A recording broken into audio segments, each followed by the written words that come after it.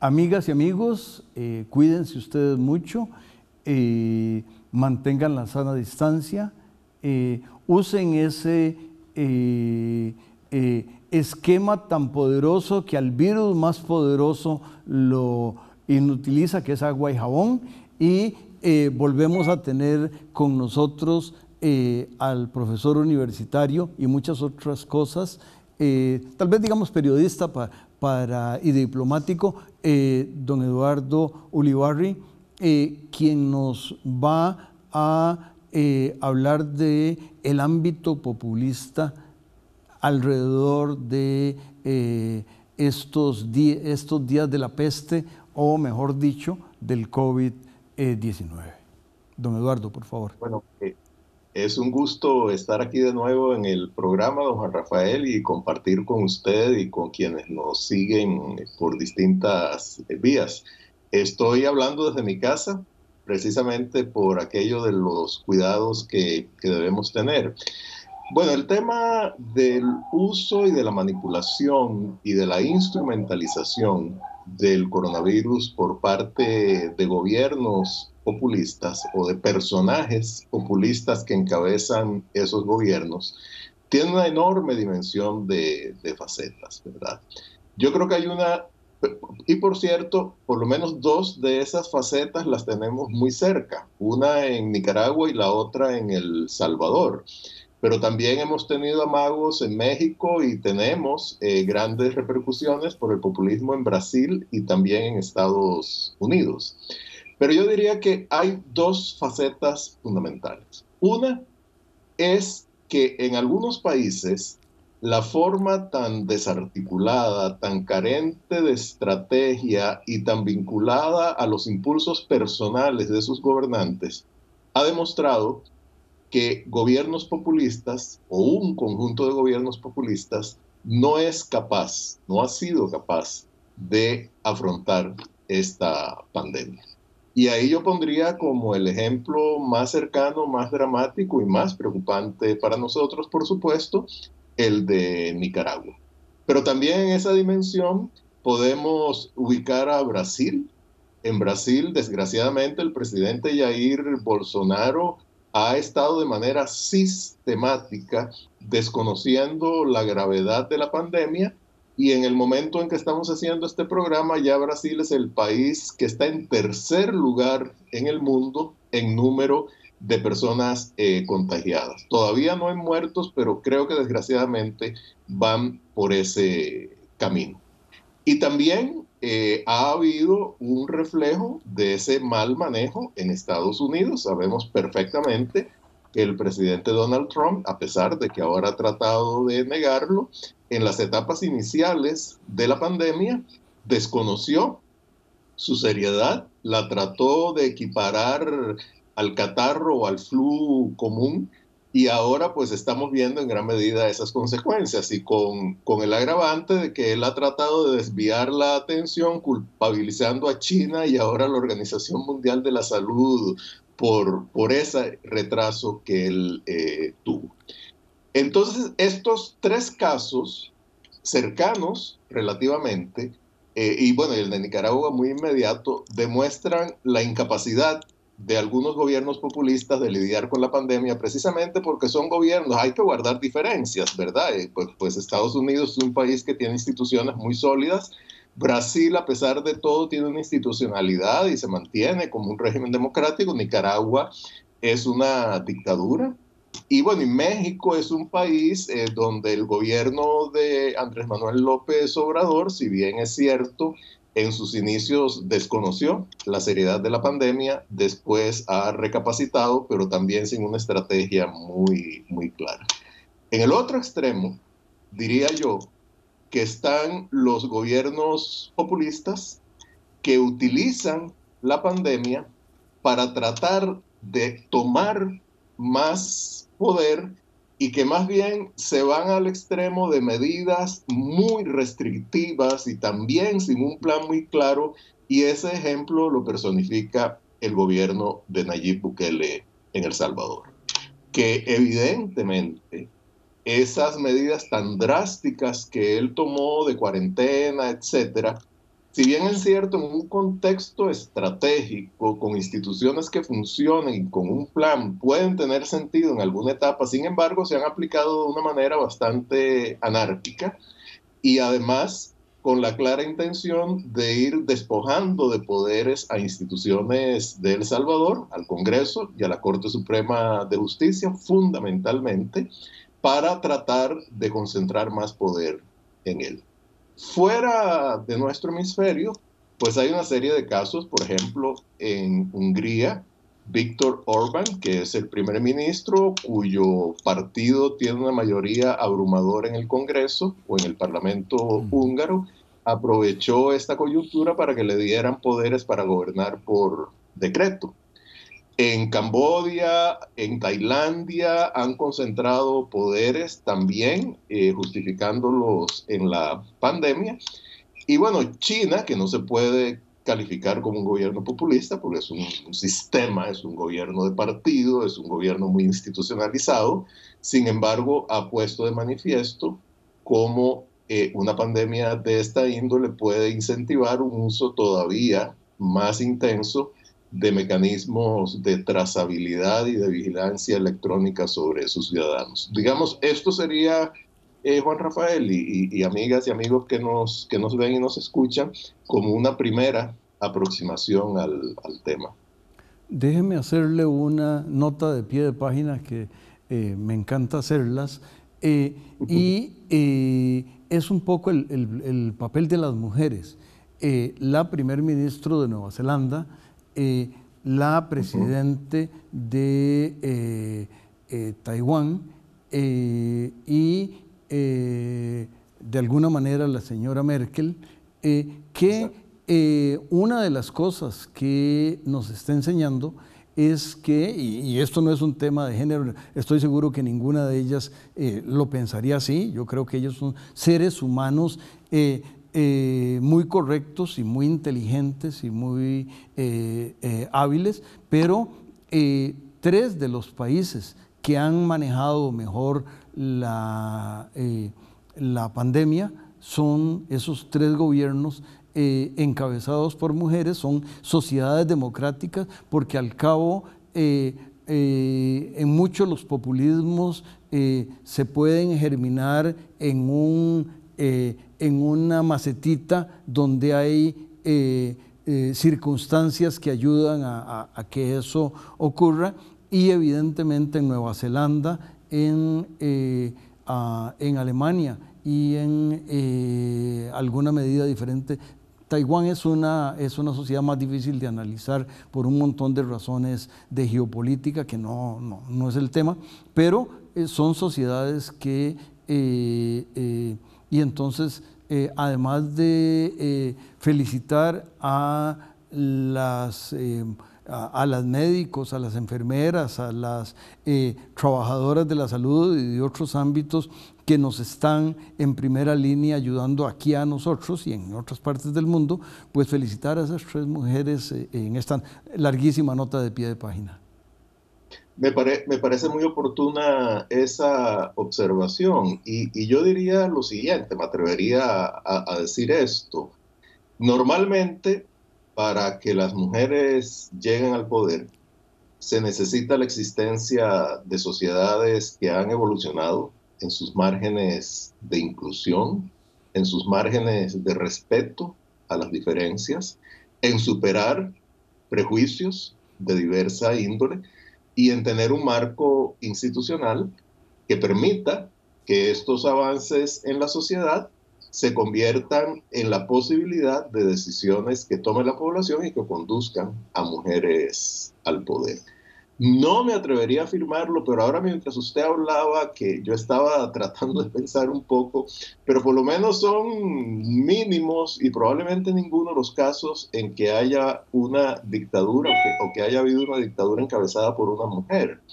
Y eso creo que no tiene necesariamente que ver con temas de género, sino que tiene que ver con lo que acabo de decir. Las mujeres normalmente llegan al gobierno en sociedades que ya han avanzado suficientemente en ese marco de cohesión social, de respeto a las diferencias y tal vez la palabra tolerancia aquí no sea la más adecuada, pero sí de inclusividad de esas diferencias en la normalidad institucional. Y ciertamente los tres casos que usted menciona son ejemplares. Digamos, aquí algo peculiar es que tanto Taiwán como Nueva Zelanda son islas.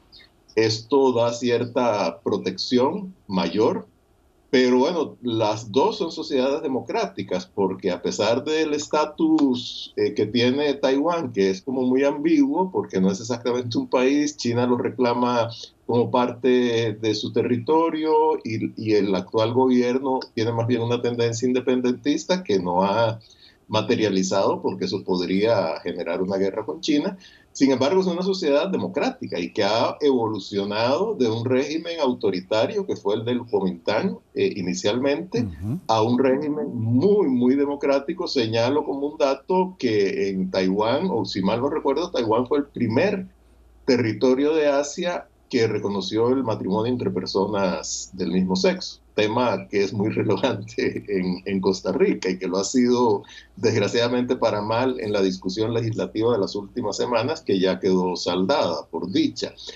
Bueno, Nueva Zelanda también es una isla, una sociedad muy desarrollada, muy abierta, y Alemania pues tiene esa líder tan robusta en todo sentido, tan respetada, y además que es, yo no recuerdo si es médico o química de profesión, que Química. entiende química, que entiende perfectamente de estos temas y además tiene una serenidad muy grande. Y creo que otro aspecto muy importante es que son países donde el grado como de confianza mutua entre los ciudadanos y de estos con respecto a las instituciones es muy grande. Hay una segunda línea que me parece que contrasta a esas sociedades con las populistas que usted caracterizó, que es el respeto por la ciencia y por el conocimiento de la gente. En dos de los países de Norteamérica que usted mencionó, hay un problema de que los líderes como de alguna manera se creen nombrados por el Altísimo, lo que eso quiera decir, tienen problemas de escuchar a alguien que dice cosas distintas y más basado en la ciencia, pero seguiremos hablando de eso, don Eduardo, una vez que el canal nos invite a hacerlo. Gracias.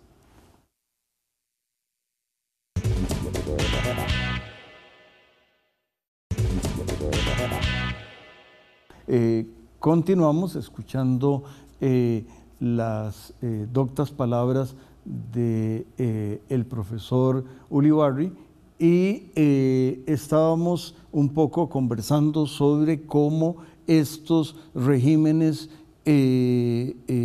autoritarios y esto implica que el líder es autoritario porque tiene un mandato que de alguna manera trasciende los canales democráticos y por eso tiene que anular las otras instancias del gobierno, ya sea porque, como en Hungría, tiene las mayorías, por lo menos en el Parlamento, o porque, como son líderes que creen tener esa capacidad extrahumana de como origen del poder, los científicos que les explican, y además sobre todo los universitarios somos muy enredados para hablar, Entonces, hay una famosa... Algunos más que otros. Bueno, yo sé cuál de los dos gana entre nosotros dos. Mis estudiantes pueden dar nota clara de eso. Entonces, por esa razón, incluso hay una famosa anécdota de que el presidente Truman, y no la voy a contar, prefería economistas mancos. Alguna vez se la diré en privado si no la conoce, pero ¿cómo se llama? Pero esta idea de las distintas cosas, pues me parece a mí que a estos líderes, uno muy joven, otro muy añejo, junto con su vicepresidenta, porque no es un tema de jóvenes o de viejos, pero me parece que esa es una característica en general de los regímenes populistas, además de los aspectos del orden democrático que usted enfatizó. Exacto, sí, yo diría, tal vez me atrevería a decir más de los gobernantes populistas que de los regímenes. Bueno, ¿por qué normalmente rechazan la ciencia cuando contradice alguna de sus afirmaciones? No solo por el hecho de creerse poseídos de la verdad absoluta, sino también porque cualquier cosa que pueda desafiar sus decisiones, sus opiniones, pues en algún sentido también, por lo menos desde la perspectiva de ellos, desafía su poder. Ahora, yo creo que hay que hacer diferencias indudablemente entre gobernantes populistas en países, en estados que tienen una institucionalidad más o menos fuerte y dirigentes populistas en estados que prácticamente carecen de institucionalidad. Digamos, bueno, Estados Unidos y Brasil, yo diría que en ese orden, tienen instituciones fuertes, tienen controles democráticos y entonces hay un cierto límite más allá del cual el gobernante populista no puede ir. Y bueno, y además son países que tienen un carácter federal y eso hace que sus respectivos estados y gobernadores tengan un ámbito de decisión muy grande. Lo mismo ocurre en México. Tal vez en México la institucionalidad no está tan decantada, pero es un país en que hay pesos y contrapesos. Cosa distinta a El Salvador y Nicaragua. Yo diría que El Salvador, desde el punto de vista de la institucionalidad, tiene mayores fortalezas, sin embargo, todavía es una institucionalidad muy endeble que el presidente Nayib Bukele se ha dado el lujo de desafiar, de contradecir y de tratar de superar sin que haya consecuencias en su contra. Al contrario, más bien hay como una especie de aplauso generalizado de la población, que es muy curioso. Y en el caso de Nicaragua, pues estamos realmente ante un país que lo que tiene es como una red de relaciones personales más que un Estado. Entonces, digamos, todo esto creo que hace más o menos propicio la capacidad de ese gobernante para imponerse sobre la ciencia y sobre la realidad en términos generales. Y además, con distintas variantes, pues también normalmente reduce la capacidad de acción estratégica frente a situaciones de esta índole, tanto en la parte sanitaria como en la parte económica. Hay, don Eduardo, mirando hacia el futuro, me parece que alguna analogía de letras, en un ámbito que es el mío, está la V de Vargas, está la U de Uva, está la W de Wilson, como los caminos hacia adelante, porque mañana vendrá, no importa lo que vaya ocurriendo en el interín, decía en algún momento don Antonio Lascano que una muerte es demasiadas muertes, y estamos hablando de muertes por los miles en el mundo y en particulares países, pero por el otro lado, en el ámbito de la salud, son más bien curvas planas, o más o menos como campanas de Gauss, que tienen más,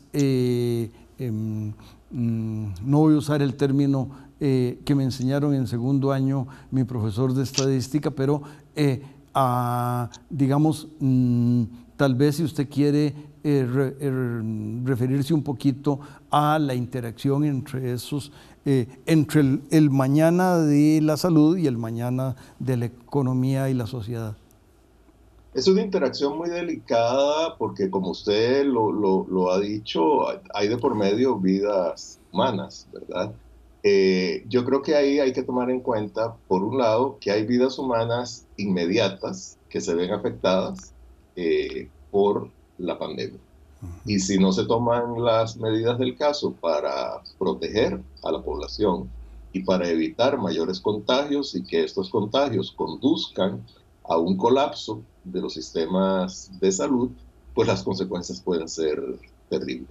Sin embargo, también hay que tomar en cuenta el efecto sobre vidas humanas de una manera, podríamos llamar, diferidas, que es un efecto que puede ser producto de la pobreza, de la exclusión, de la falta de trabajo y de la incapacidad de los estados para lidiar con todo esto por la magnitud del caso, si la economía no logra de alguna forma reactivarse. Entonces es un balance muy, muy delicado en el cual, eso ustedes lo saben mucho mejor que yo, indudablemente las estadísticas, aunque sean muy frías, hay que tomarlas en cuenta porque son un instrumento para tomar decisiones y para conocer la realidad y sistematizarla, fundamental.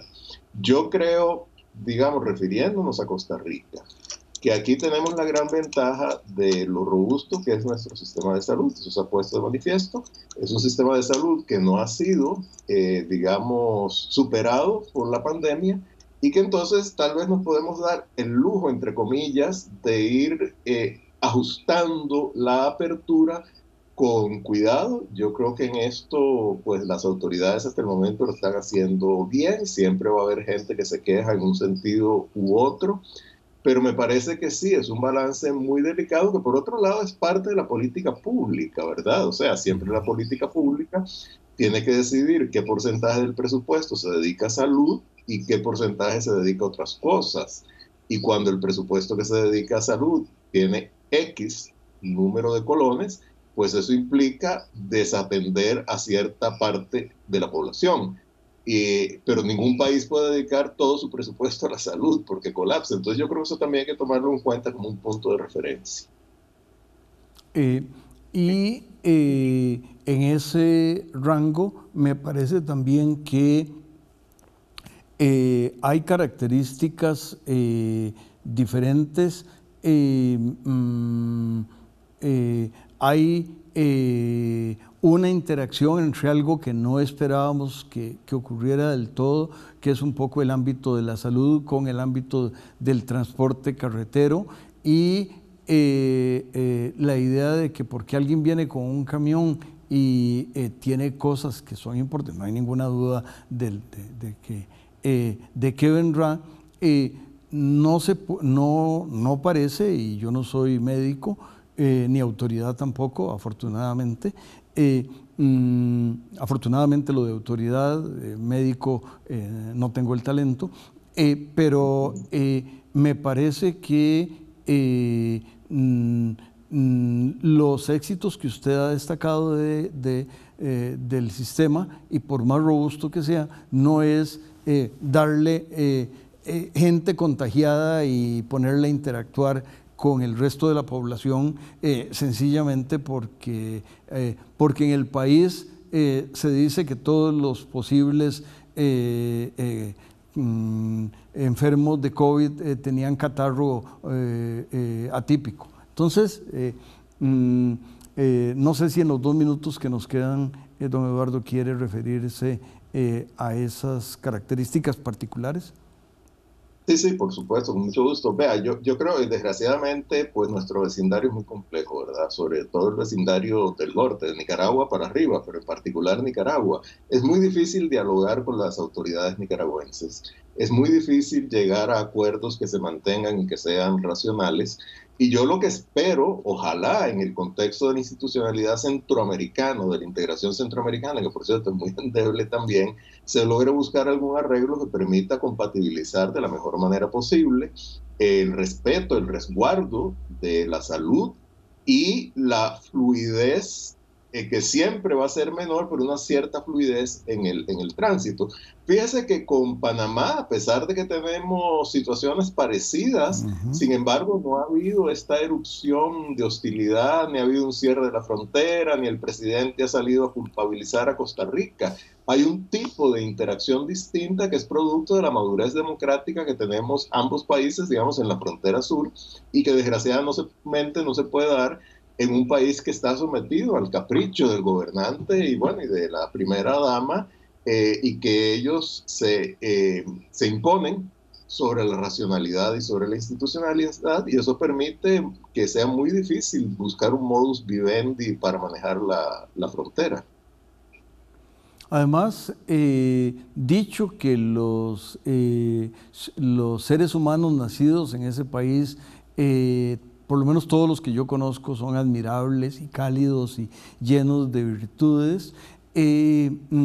Lamentablemente, cada vez que el gobierno de ese país tiene problemas internos o prevé, tiene la ventaja de que tiene al sur un culpable de lo que sea, y entonces eso se vende, por lo menos a través de la historia. No solo este gobierno, sino muchos anteriores han vendido ese esquema.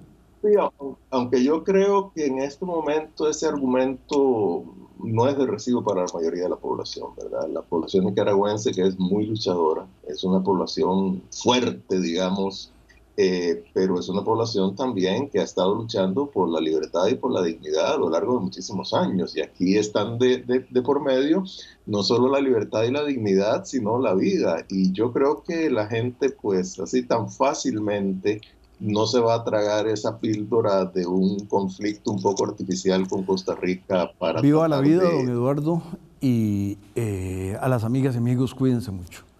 Muchas gracias. Muchas gracias.